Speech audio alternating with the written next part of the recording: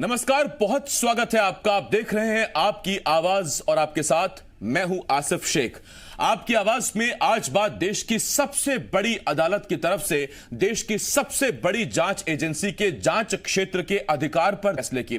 Supreme court ने एक बड़ा फैसला सुनाया है। सुप्रीम कोर्ट ने कहा कि अब कहीं भी जांच करने के लिए सीबीआई को राज्य की इजाजत जरूरी होगी।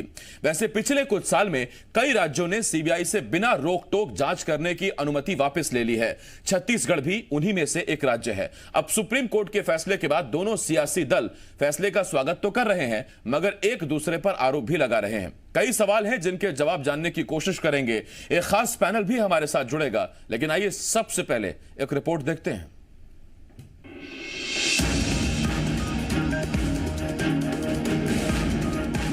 क्या देश की सबसे बड़ी जांच एजेंसी सीबीआई को कहीं भी जांच की खुली छूट होनी चाहिए, या फिर जांच से पहले राज्य की इजाजत जरूरी होनी चाहिए? क्या सरकारें सीबीआई का इस्तेमाल विरोधियों को दबाने या फंसाने के लिए करती रही है, इसलिए सीबीआई की जांच के दायरे में कुछ पाबंदियां होनी चाहिए? ये ऐसे सवाल हैं जो कभी न कभी उठते रहे हैं, मगर अब इन सवालों का जवाब मिल गया है। देश की सबसे बड़ी अदालत ने देश की सबसे बड़ी जांच एजेंसी सीबीआई के जांच के अधिकार क्षेत्र पर बड़ा फैसला सुनाया है। एक मामले में चल रही सुनवाई पर सुप्रीम कोर्ट ने सीबीआई की जांच से पहले राज्य सरकार की अनुमति जरूरी कर दी है। यानी अब किसी भी मामले की जांच के लिए संबंधित राज्य सरकार से अनुमति जरूरी होगी। अब ये राज्य पर है कि वो सीबीआई को अपने यहाँ जांच की इजाजत देता है या नहीं। वैसे छत्तीसगढ़ देश के उन राज्यों में से एक है जिसने प्रदेश में सीबीआई को जांच की सहमति वापस ले ली थी। सुप्रीम कोर्ट के फैसले का कांग्रेस ने स्वागत किया है और साथ ही उन्होंने बीजेपी पर निशाना भी साधा है। अभी जिस प्रकार से सेंट्रल एजेंसियों के दुरुपयोग लगातार बढ़ते जा रहा है, जिसमें सीबीआई भी एक है और उसे राजनीतिक रूप से उपयोग किया जा रहा है अपने विरोधियों के खिलाफ, और उन राज्यों में जहां भाजपा का शासन नहीं है, उन राज्यों में ये राजनीतिक उपयोग लगातार, उसके दखलंदाजी लगातार बढ़ते जा रहा था। इस कारण से ये आवश्यक था और माननीय उच्चतम न्यायालय ने जो फैसला किया उसका हम स्वागत कर रहे हैं। ये काम हमारे यहाँ छत्तीसगढ़ में हम लोगों ने पहले कर लिया था। पूर्ववर्ती सरकार ने ही 2012 में इसका फैसला किया था, लेकिन भारत के गजट में नोटिफाई नहीं हुआ था, इस कारण से वो लागू नहीं हुआ था। और हमारे शासनकाल में जैसे हम सत्ता में आए तो भारत सरकार से होम डिपार्टमेंट से ये निवेदन किया था कि भारत की गजट में भी ये नोटिफाई हो, और तब से सीबीआई बिना राज्य के अनुमति के प्रवेश नहीं कर सकती। एक तरफ जहां सरकार ने विपक्ष पर वार किया, तो विपक्ष ने भी फैसले के स्वागत के साथ सरकार को निशाने पर लिया। बीजेपी ने कहा कि सरकार सीबीआई से डरती है। सुप्रीम कोर्ट का जो निर्णय है, तो कोई भी कोर्ट का निर्णय होता है तो सभी के लिए लागू होता है और सभी के लिए वो बंधनकारी होता है। तो सुप्रीम कोर्ट के निर्णय के बाद में उसमें कोई प्रतिक्रिया देने की आवश्यकता नहीं है, जो है उसका पालन करना चाहिए। मुख्यमंत्री तो डर के कारण बंद किए हैं कि यहाँ इंक्वायरी ना हो जाए करके, और वास्तविक में यहाँ पर तो जिस प्रकार से केंद्रीय योजनाओं का और बहुत सारी ऐसे घटनाएं हैं जिनका सीबीआई की इंक्वायरी की आवश्यकता है, लेकिन डर के मारे उसको बंद कर दिया है। सुप्रीम कोर्ट के फैसले के बाद पूरी तरह से साफ हो गया है कि अब सीबीआई को जांच के लिए राज्यों की अनुमति जरूरी होगी। अब सवाल ये है कि खासकर गैर बीजेपी शासित राज्यों में जांच पर क्या असर पड़ेगा। साथ ही सवाल ये भी कि अगर सीबीआई के जरिए विरोधियों पर दबाव बनाया जाता था, तो क्या इस पर अब लगाम लगेगी? रजनी ठाकुर, जी मीडिया, रायपुर। बहुत से सवाल हैं जिनके जवाब जानने की कोशिश करेंगे। इस वक्त हमारे साथ खास मेहमान जुड़ रहे हैं। कांग्रेस की तरफ से हमारे साथ आरपी सिंह जी जुड़ रहे हैं। छत्तीसगढ़ ब्यूरो चीफ देवेश तिवारी भी हमारे साथ हमें ज्वाइन कर रहे हैं, और अब से कुछ ही देर में बीजेपी की तरफ से अनुराग सिंह देव जी भी हमारे साथ जुड़ेंगे। मैं बहुत स्वागत करता हूं आपका आरपी सिंह जी, और देवेश आपका बहुत बहुत स्वागत है। आरपी सिंह जी, सबसे पहला सवाल आपसे। सर, छत्तीसगढ़ में तो इस फैसले का कोई विशेष प्रभाव या असर इसलिए नहीं पड़ेगा क्योंकि आपने पहले ही सीबीआई से वो सहमति या अनुमति वापस ले ली थी, जिसमें वो छत्तीसगढ़ में कभी भी आकर जांच कर सकते थे। आपने वो अनुमति वापस ले ली थी। सवाल मेरा आपसे यह है कि अब राज्य कैसे तय करेगा कि किन मामलों में सीबीआई को छत्तीसगढ़ आना चाहिए, जांच करनी चाहिए, और किन मामलों में नहीं? देखिए, पहली बात तो राज्य को तय करने की आवश्यकता क्या है।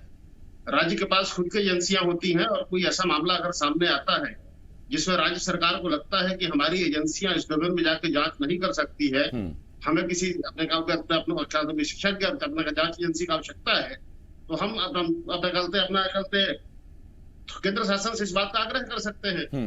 दूसरी बात, हमने पिछले साल जनवरी में जब ये प्रतिबंध लगाया था, तब भारतीय जनता पार्टी के मित्रों ने गला फाड़ फाड़ कर चिल्लाया था कि सरकार सीबीआई से डरती है। डरते तो हम किसी से नहीं है साहब, लेकिन उस समय जब हमने प्रतिबंध लगाया था, तब हम इस देश के तीसरे राज्य थे, और आज 8 राज्यों ने इस पर प्रतिबंध लगाया है, जिस पर माननीय सुप्रीम कोर्ट ने मुहर लगा दी है। तो भारतीय जनता पार्टी को जो मित्र उंगली उठाते थे, उनको सुप्रीम कोर्ट ने मुंह तोड़ जवाब दिया है। दूसरी बात, सीबीआई पर 8 राज्यों ने अगर रोक लगाई है तो रोक लगी क्यों? तो सोचने की बात तो यह है, सीबीआई की स्थापना तो अप्रैल 1963 में हुई थी। उसके बाद किसी राज्य ने इस पर रोक लगाने की पहल क्यों नहीं की? पहल क्यों नहीं हुई, मैं आपको बताता हूँ। जब तक मोदी जी मुख्यमंत्री थे, तब तक उनको सीबीआई की स्वायत्ता पर सवाल उठाए होते थे। अब 6 साल से प्रधानमंत्री हैं, आपने सीबीआई की स्वायत्ता के लिए क्या किया? आपने 1000 मामले ऐसे हैं जहां आपने दुरुपयोग किया। मैं आपको सबसे बड़ा मामला बताता हूँ। राफेल डील में जैसे ही सीबीआई के डायरेक्टर ने सबूत जमा करने शुरू किए, गुजरात केडर के एक अधिकारी राकेश अस्थाना है जिनका नाम है, जिनके ऊपर 4000 करोड़ रुपए के चिटफंड घोटाले में शामिल होने का आरोप है, उनको रातों रात स्पेशल डायरेक्टर सीबीआई एक विशेष पद बना दिया जाता है। और आपने देखा, वो इस देश का काला दिन था जब रातों रात एक दागी अफसर को बनाया गया। क्यों आपने बनाया साहब? मामला सुप्रीम कोर्ट में गया, और सुप्रीम कोर्ट में क्या हुआ? अनिल वर्मा जी की नियुक्ति हुई, अस्थाना जी स्पेशल डायरेक्टर बन के ही रह गए। तो हमने ये देखा है कि मोदी सरकार आने के बाद चाहे सीबीआई हो, ईडी हो, इनकम टैक्स हो, आप देखिए अभी बिहार में चुनाव संपन्न हुए हैं, इसके पहले जो है वहां महागठबंधन जीत के आया था, लेकिन बीजेपी को हार बर्दाश्त नहीं हुई। तुरंत लालू जी के परिवार के खिलाफ, नीतीश कुमार के मंत्रियों के खिलाफ जो है सीबीआई और ईडी की रेड पड़नी शुरू हो गई। हमारे राज्य की बात करता हूं, इसी साल फरवरी में हमारे कुछ अधिकारियों पर रेड पड़ी। अखबार जो कि भारतीय जनता पार्टी के मुखपत्र थे, उन्होंने छापा, 2 कमरों में नोट भरा मिला, फिर लिखे 4 अलमारी में मिला, अंत में लिखे 2 सूटकेस में मिला, उसका लिखने बंद कर दिया। छापा मारा किसने? इनकम टैक्स ने। रमन सिंह पीसी लेकर बताते थे 500 करोड़ मिला, अब लगभग 1 साल होने को आ गए, आप बताते नहीं कितने पैसा मिला। तो सब मिलाकर केंद्रीय जांच एजेंसियों का जो दुरुपयोग इस देश में दिख रहा है, न भूतो न भविष्यति, न ऐसा इतिहास में कभी हुआ था, न आगे चल के होगा। इस पर आरपी सिंह जी, मेरा छोटा सा आपसे एक सवाल है। आरपी सिंह जी, आप ही से सवाल है सर। आरपी सिंह जी, आपने कहा कि न भूतो न भविष्यति, ऐसा कभी दुरुपयोग नहीं हुआ सीबीआई का। सर, अप्रैल मई का महीना था 2014 में जब मोदी सरकार बनी, लेकिन इससे ठीक 1 साल पहले मई 2013 में सुप्रीम कोर्ट ने एक टिप्पणी की थी। टिप्पणी सीबीआई पर की गई थी कि पिंजरे में बंद तोता बनाकर रख दिया सीबीआई को, और उस वक्त सरकार आपकी थी सर। तो क्या सिर्फ जो ये गलत इस्तेमाल के आप आरोप लगा रहे हैं, ये मोदी सरकार में हुए हैं? सीबीआई को 2013 में इस तरह की टिप्पणी करने की आवश्यकता, माफ कीजिए, सुप्रीम कोर्ट को 2013 में सीबीआई के लिए इस तरह की टिप्पणी करने की आवश्यकता क्यों पड़ी? देखिए, सीबीआई के ऊपर माननीय सुप्रीम कोर्ट ने जो भी टिप्पणी की उसका हम स्वागत करते हैं। उसके बाद हमने अगर कुछ कहीं गलती थी, ढील थी, उसको ठीक करने की कोशिश की। मोदी जी तो मुख्यमंत्री थे और सुप्रीम कोर्ट की इसी टिप्पणी को रोज भजन बना के गाते थे। मेरा यह कहना है कि सीबीआई की स्वायत्ता के नाम पर तो आप चुनाव लड़ के आए थे, आप चुनाव जीत कर आए थे। 6 साल में मुंह पर दही जमा के बैठे हैं आप। आपने सीबीआई की स्वायत्ता के लिए क्या किया? और सबसे बड़ी बात कि सत्ता आने के बाद सीबीआई का पहला दुरुपयोग कहां हुआ? सबसे पहला दुरुपयोग हुआ महाराष्ट्र में। मामला क्या था? सोहराबुद्दीन की फर्जी एनकाउंटर और हत्या का मामला, जिसकी सुनवाई महाराष्ट्र में चल रही थी। और वर्तमान गृह मंत्री अमित शाह जी उस समय आरोपित व्यक्ति थे, आरोपी थे, जिसमें ब्रजगोपाल लोहिया की संदिग्ध मौत कम हत्या हुई। उनके पिता और उनकी बहन ने कहा कि अमित शाह के पक्ष में फैसला सुनाने के लिए उनके पुत्र और उनके भाई के ऊपर 100 करोड़ रुपए रिश्वत, जमीन और बॉम्बे में घर लेने के लिए लालच दिया जा रहा था। आखिर ऐसी क्या बात होती है साहब कि सीबीआई जांच एजेंसी थी और सीबीआई उस केस को हारने के बाद अपर कोर्ट में नहीं जाती है? क्या ये सीबीआई का दुरुपयोग नहीं है? ठीक। क्या न्यायपालिका में 10,000 पन्ने की जो रिपोर्ट थी जिसे जज लोहिया पढ़ रहे थे, एक नया जज आता है, वो अमित शाह के बचाव में सुनने के लिए 3 दिन समय देता है, तो सीबीआई को 15 मिनट। क्या ये कानून का दुरुपयोग नहीं है? हमने तो पहली बार देखा ना कि सुप्रीम कोर्ट के 3 जज सड़क पर खड़े हो गए थे और खुद के लिए न्याय मांग रहे थे। तो इस देश में लोकतंत्र की जितनी भी संस्थाएं हैं, जितनी भी कानूनी संस्थाएं हैं, उनका किसी ने दुरुपयोग किया है और सत्यानाश किया है, वो केंद्र बैठी मोदी सरकार। आरपी सिंह जी, मैं लौट रहा हूं इस पर आपके पास। हालांकि आरपी सिंह जी बड़े मजबूत प्रवक्ता हैं पार्टी के और जानते हैं बेहतर जवाब देना।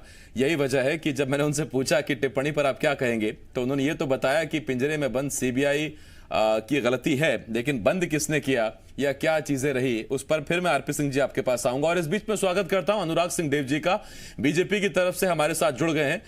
सिंहदेव साहब, बहुत बहुत स्वागत है आपका। मेरा आपसे सवाल रहेगा, लेकिन उससे पहले देवेश मैं आपके पास आऊंगा, उसके बाद फिर सिंहदेव जी मैं आपके पास आता हूं।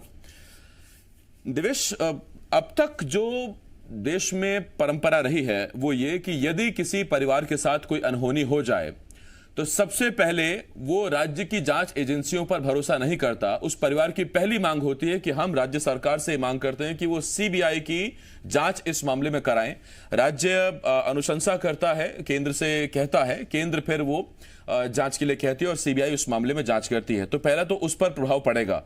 दूसरा, ये हमने हाल ही में देखा कि बहुचर्चित सुशांत केस मामले में जब तक महाराष्ट्र पुलिस केस की जांच करती रही तो आपत्ति जताते रहे सुशांत के परिजन बिहार में। नतीजा, बिहार से केंद्र की सिफारिश, माफ कीजिए, बिहार सरकार से सीबीआई जांच की सिफारिश हुई, केंद्र ने उसे माना और फिर जाकर सीबीआई ने वहां कुछ और नए तथ्य खोले।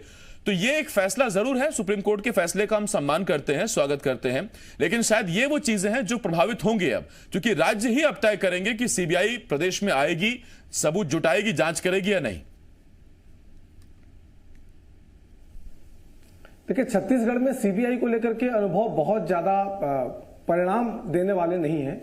आपको याद होगा, छत्तीसगढ़ में बिलासपुर में पत्रकार सुशील पाठक की हत्या हुई थी, उसकी सीबीआई ने जांच की थी। बाद में उसी प्रकरण में रिश्वत लेते हुए सीबीआई के सब इंस्पेक्टर जो हैं वो बिलासपुर से ही गिरफ्तार हो जाते हैं।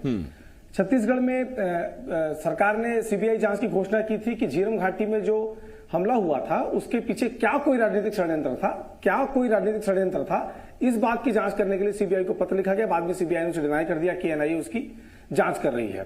सीबीआई जब तक किसी क्राइम की जांच करती है तब तक आम लोगों को इस बात का भरोसा होता है कि संबंधित क्राइम में जो छिपे हुए तथ्य हैं, जिन्हें राज्यों में पुलिस के दबाव में या किसी अन्य कारणों से दबाने का प्रयास किया जा रहा है, ऐसे तमाम प्रकरणों में सीबीआई से अपेक्षा होती है कि वो अपने तरीके से, अपने इन्वेस्टिगेशन के जरिए सत्य को उद्घाटित करे और सामने लेकर के आए। लेकिन जब सीबीआई स्वतः संज्ञान लेकर छापेमारी कार्रवाई करती है, सीबीआई जब स्वतः संज्ञान लेकर किसी मामले में पड़ती है, उस कंडीशन में जब केंद्र सरकार और राज्य सरकार का कॉन्फ्लिक्ट ऑफ इंटरेस्ट जुड़ा हो किसी मसले से, चाहे वो कोई मंत्री हो, चाहे वो कोई प्रशासनिक अधिकारी हो, उन परिस्थितियों में सीबीआई को भूमिका को लेकर कोई न कोई राजनीतिक दल सवाल खड़े करता ही है। और ऐसा नहीं है कि केवल छत्तीसगढ़ में या किसी अन्य राज्य में, लगभग सभी राज्यों में देखने को मिला है कि कई दफे सीबीआई की जांच का होना और उसी दौरान पॉलिटिकल उस प्रदेश में चेंजेस आ जाना, ये चीजें देखने को मिलती है। बंगाल में आपको याद होगा, शारदा चिटफंड घोटाले के आरोपी थे, बाद में बीजेपी में चले गए। तो जो जांच एजेंसियां हैं, उनका एक बड़ा असर जो है वो पॉलिटिकल पार्टी में, कौन किस पार्टी में रहेगा, कौन किस पार्टी को समर्थन देगा, किस पार्टी को छोड़कर दूसरे पार्टी में चला जाएगा, इस पर भी सीबीआई का असर पड़ता है, जो भारत की राजनीति में बार बार देखने को मिला है। जब कभी कोई राजनीतिक पार्टी का मुखिया जो है वो ठीक तरह से काम ना करे तो सीबीआई की चाबी घूमती है और वो तुरंत ट्रैक पर चला आता है। तो ये चीजें होती रही है। यही वजह है कि यही वो तो चीजें हैं देवेश, जिसके चक्कर में सुप्रीम कोर्ट को टिप्पणी करनी पड़ी थी 13 में कि पिंजरे में बंद तोते की तरह रह गई है सीबीआई। मैं देवेश लौटता हूं इस पर आपके पास। अनुराग सिंह जी, मैं आपके पास आ रहा हूं। अनुराग सिंह जी, तथ्यात्मक ही चीज मैं आपसे पूछूंगा। सर, अगर 17 में मोदी सरकार थी और माफ कीजिए 18 में, और 18 में कांग्रेस सरकार ने सहमति वापस ले ली कि सीबीआई हमारे यहां बैन है। 2012 में आपने क्यों फिर सहमति वापस ले ली थी या अनुमति वापस ले ली थी? तब यूपीए सरकार थी।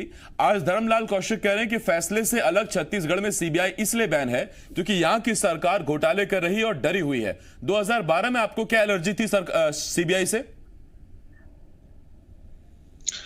देखिए, मैं क्षमा चाहूंगा। एक तो मैं डिबेट में थोड़ी देर से शामिल हुआ, चूंकि कनेक्ट नहीं हो पा रहा था मैं, तो मैं इस डिबेट का में जो विस्तार से मुझे सुनना चाहिए था मैंने नहीं सुना है।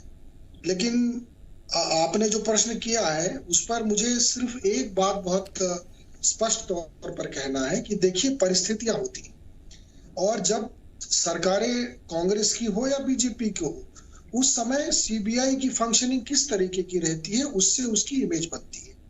तो मुझे याद है कि 1963 में जब सीबीआई बनी है और तब से लेकर 2014 तक डीएसपीई अधिनियम जो है 1946 का, उस नियम के आधार पर ही सीबीआई की फंक्शनिंग हुई है। और उसके बाद 2014 में मोदी सरकार ने उसमें अमेंडमेंट लाया जिसमें सीबीआई निदेशक की नियुक्ति को लेकर उसमें सुप्रीम कोर्ट के न्यायाधीश को शामिल किया गया, चीफ जस्टिस को शामिल किया गया, लीडर ऑफ अपोजिशन को शामिल किया गया और खुद प्रधानमंत्री उसके अध्यक्ष होंगे। तो एक प्रकार से इसको एक निष्पक्ष स्वरूप देने का प्रयास किया गया। अब मैं आपको दो बात बोल रहा हूँ कि छत्तीसगढ़ में भारतीय जनता पार्टी की सरकार थी, उस समय हमने सीबीआई की भूमिका पर क्यों आपत्ति की थी। मनमोहन सिंह सरकार में सीबीआई की जो भूमिका थी, चाहे वो 2G स्पेक्ट्रम घोटाला हो, चाहे कोल घोटाला हो, जितने भी घोटाला और ऐसे प्रकरण हुए थे, और पूर्व में जब कांग्रेस की सरकारें थी, चाहे बोफोर्स का हो, चाहे भोपाल गैस कांड का मामला हो, उसमें जो देरी और विलंब हुई और जो पक्षपात हुआ, और उस पर सुप्रीम कोर्ट को ही बोलना पड़ गया कि ये सरकार का तोता है। तो जब किसी एजेंसी की इमेज इस प्रकार की बन जाए तो स्वाभाविक रूप से कोई पॉलिटिकल पार्टी उस पर हस्तक्षेप कर सकता है। लेकिन वर्तमान राज्य सरकार कांग्रेस की इस पर हस्तक्षेप सिर्फ इसलिए कर रही है क्योंकि ये देखिए कौन कौन सी सरकारें कर रही हैं। एक तो केरल की सरकार, वही मेरा आपसे सवाल है अनुराग सिंहदेव जी, आपसे मेरा वही सवाल है कि एक एक करके कुल 8 सरकारें, और खास बात यह कि गैर बीजेपी शासित सरकारें हैं जिन्होंने सहमति वापस ले लिया, अनुमति वापस ले लिया, सीधे शब्दों में जिन्होंने अपने यहां सीबीआई को बैन कर रखा है। ठीक है, समझ में आता है कि ये 8 सरकारों ने इसलिए बैन कर दिया क्योंकि वो गैर बीजेपी की सरकारें हैं।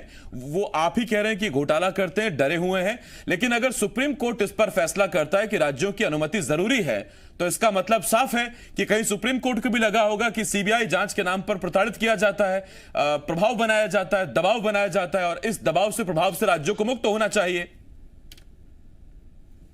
नहीं, सुप्रीम कोर्ट माननीय उच्च आरपी सिंह जी, आ रहा हूं अनुराग सिंह जी, बोलिए आप। मुझे यह कहना है कि सुप्रीम कोर्ट के ऑर्डर का इंटरप्रिटेशन क्या हो रहा है, यह महत्वपूर्ण बात है। पहले भी राज्य सरकार की अनुशंसा के बिना तो सीबीआई जांच होती ही नहीं थी। बिना राज्य सरकार की अनुशंसा के सीबीआई जांच संभव नहीं थी। नहीं, अनुशंसा एक अलग चीज है और सीबीआई आकर जांच करे एक अलग चीज है।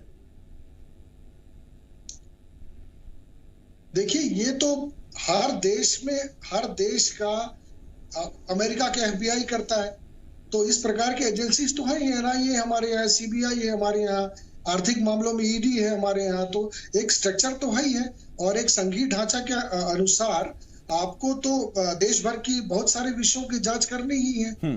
तो ऐसे विषय में ऐसी एजेंसी की निष्पक्षता आवश्यक है। और मुझे लगता है कि छत्तीसगढ़ सरकार, चाहे सीडी मामला हो या अन्य मामला हो, ईडी के भी मामले, उसमें राष्ट्रीय एजेंसियों की अवहेलना की गई है। मैं आपको सिर्फ झीरम घाटी का एग्जांपल बता रहा हूँ। एनआईए जांच कर रही थी, इस सरकार ने उसको एनआईए की जांच को बोला कि नहीं आपको नहीं करना, उसने लगभग समाप्ति की ओर थी। अब बोला कि एसआईटी हमारे यहाँ गठन करेंगे, वो जांच करेगी। अब कहा गया एसआईटी की जांच नहीं, तो उसमें कोर्ट ने भी सर कह दिया ना, अगर एनआईए की जांच के सबूत, दस्तावेज जो जब्त किया है, अगर एसआईटी को देने को कहा गया था, कोर्ट में जो याचिका लगी उसमें कोर्ट ने भी अपना फैसला सुना दिया। मैं उस पर लौट रहा हूं अनुराग जी आपके पास। आरपी सिंह जी, मैं आपके पास आ रहा हूं, और आरपी सिंह जी मैं आपको सिर्फ 30 सेकंड दे पाऊंगा, उसके बाद मुझे देवेश के पास जाना है। मैं आपसे सिर्फ जानना यही चाहता हूं कि अब चूंकि आपने पहले बैन कर दिया था, अब सुप्रीम कोर्ट का फैसला है, बीजेपी का साफ आरोप है कि बैन करने वाली सरकारें वही हैं जो सीबीआई से डर रही थी, जो घोटाले कर रही थी। अब सुप्रीम कोर्ट के फैसले के बाद जाहिर बात है कि पूरे देश में वो लागू हो गया है। देखिए, सबसे पहले तो भारतीय जनता पार्टी अपने गिरते हुए जनाधार को लेकर डरी हुई है। दूसरी बात, मोदी सरकार के आने के बाद सीबीआई की फंक्शनिंग क्या होती है मैं बताता हूं आपको। अनुराग सिंह जी कभी सीबीआई का पूछताछ का सामना किया कि नहीं किया मैं नहीं जानता हूं, मैंने किया है जब रमन सिंह यहाँ सीएम थे और वहां से इनका तोता जिसको बोलते थे अब आगे चलकर मैना बन गया है, वो उड़ के आया, मुझसे 2 घंटा पूछताछ हुई। सवाल एक ही था, आप भूपेश बघेल जी का नाम ले दीजिए, किसी सवाल का कोई जवाब उनको बता दीजिए। उनका कोई इंटरेस्ट नहीं था, सिर्फ एक इंटरेस्ट था कि भूपेश बघेल जी को कैसे केस में फंसाए, उनको कैसे जेल भेजें। तो ये तो मैंने खुद भोगा है और मैंने देखा है सीबीआई का गंदा चेहरा, जिसको तोता कहते हैं उसको पालतू मोना बना लिया है और मैना जिनके इशारों पर गाना गाती है, मैंने उनके इशारों पर नाचती है। मैं फिर से माननीय सुप्रीम कोर्ट को धन्यवाद देता हूं कि इस देश में न्यायपालिका की साख मजबूत हुई है। ठीक, देवेश आपके पास आ रहा हूं और 30 सेकंड सिर्फ। अब लोग सीधा ये जानना चाहते हैं, इसका मतलब आज तक हमने जो सीबीआई का राजनीतिक प्रभाव देखा, राजनीति पर प्रभाव देखा और उस प्रभाव के बदलते फैसले देखे, उस पर कुछ हद तक लगम लगेगी? जाहिर तौर पर जब राज्यों के सहमति के साथ सीबीआई के आने की एंट्री होगी तो सीबीआई को भी इस पर आपत्ति नहीं होनी चाहिए, इसलिए क्योंकि राज्य की पुलिस जो होती है वो एक तरह से नोडल का काम करती है, क्योंकि सीबीआई के पास तमाम अधिकार होने के बाद भी वो मैन पावर नहीं है जिसके जरिए वो किसी राज्य में जाकर के जांच कर सके। ऐसे में अगर राज्य की पुलिस का सहयोग लेकर के भी उनको जांच करनी पड़ती है तो लोगों को, देश को, संवैधानिक व्यवस्था को फर्क इस बात से पड़ता है कि आप क्या उद्घाटित करने जा रहे हैं, किसके जरिए करें, किसकी अनुमति से करें, इस बात से बहुत ज्यादा फर्क नहीं पड़ना चाहिए। क्योंकि यदि सत्य का रहस्योद्घाटन करना ही सीबीआई का काम है, अलग से कोई प्रेशर क्रिएट करना या अलग तरह से कोई फंक्शनिंग उसकी नहीं है, तो ऐसी स्थिति में राज्य की पुलिस भी अगर सहयोग करती है, चाहे वो कोई भी राज्य हो, तो उस पर लोगों का भलाई होने जा रहा है। जो सत्य का रहस्योद्घाटन करना है सीबीआई को, वो काम सीबीआई करेगी। बहुत धन्यवाद आपका देवेश हमारे साथ जुड़ने के लिए। आरपी सिंह जी, अनुराग जी, बहुत बहुत धन्यवाद आपका हमारे साथ जुड़ने के लिए, वक्त देने के लिए। लेकिन देखिए, देश में कई बार आपने देखा होगा कि राज्य की पुलिस कुछ और निष्कर्ष पर निकलती है, सीबीआई आती है तो उसका कुछ और निष्कर्ष होता है और कई चौंकाने वाले खुलासे भी सबसे बड़ी जांच एजेंसी ने देश में किए हैं। अब उस मामले में यह है कि परिवार जो सीबीआई की अनुशंसा करते थे कि सीबीआई की जांच होनी चाहिए, राज्य सिफारिश करते थे और केंद्र से अनुमति मिलती थी, फिर सीबीआई की जांच होती थी। कुछ पैटर्न तो बदलेगा, लेकिन इस बदले हुए पैटर्न का कम से कम सियासत पर क्या असर पड़ेगा, वही एंगल हम तलाशने की कोशिश कर रहे थे। एक छोटे से ब्रेक के लिए हमें रुकना होगा। ब्रेक के बाद भी तमाम बड़ी खबरें, आप बने रहिए हमारे साथ।